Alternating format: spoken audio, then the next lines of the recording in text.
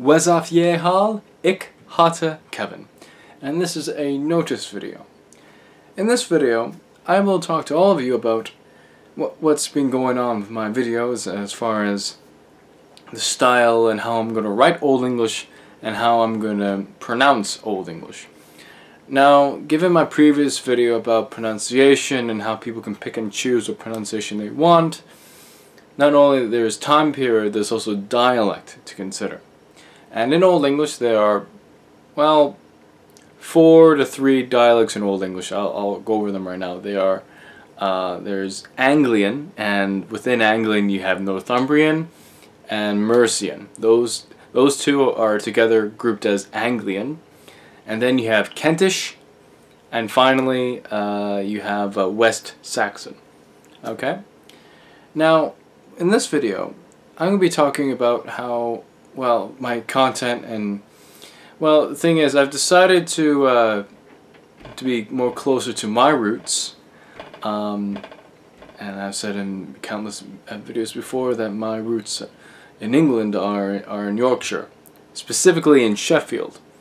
So, and that area, I mean, is where the Angles were, and so, I mean, I'm debating, I don't know, the thing is with Sheffield, it's right in the south of Yorkshire, right? And like, had it been any more north, it would have been like definitively Northumbrian, but it's in the south, so like it could be Mercian, it could be, or for those of you who know Anglo-Saxon history more than I do, I'm sure I deal with Old English as a language, but like Anglo-Saxon history, I know a bit of it. Well, actually I know plenty of it, but like I don't know everything of it. So anyway, to be honest with you guys. Anyway, so my pronunciations, my spellings of words and whatnot are going to be more Anglian. It's just with the idea that for me personally, it's like this unbroken chain, this unbroken root, you know, the unbroken connection between forebear and descendant. You know, like it's pretty amazing when you know a lot about your roots and whatnot, and to be able to speak your ancestors' language, like directly what they would have spoken. You know, I mean, what they would have spoke. You know, I mean, yeah, wow. I mean, it's something. But hopefully, what I've just said inspires you. For those of you not even English, you know, you're more than welcome to watch my stuff. You know, hopefully, my content will inspire you to look in your own language, old ancient language, and you know, connect with your ancestors. Because we all have ancestors. I mean, I like to think so. You know, we all come from somewhere, and you know, there are a lot of beautiful things within that.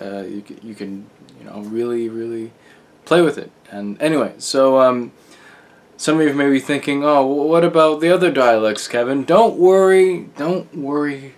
I'm not gonna totally forget the other dialects. Of course, I'm gonna make videos eventually about them, how to identify them, because thing is, the problem with Old English now.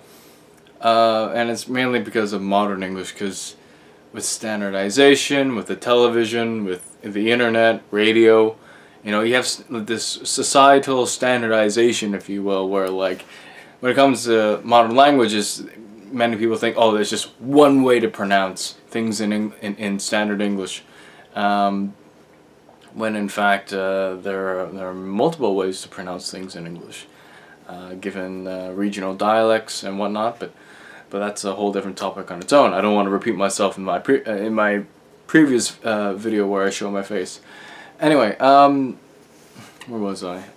Yeah, so basically, in the future, I'll have some videos on how to identify the dialects in Old English and what is distinctively West Saxon, what is distinctively Kentish, what is distinctively Mercian. And well, the thing is, actually, to be fair though, with the dialects there is some overlap.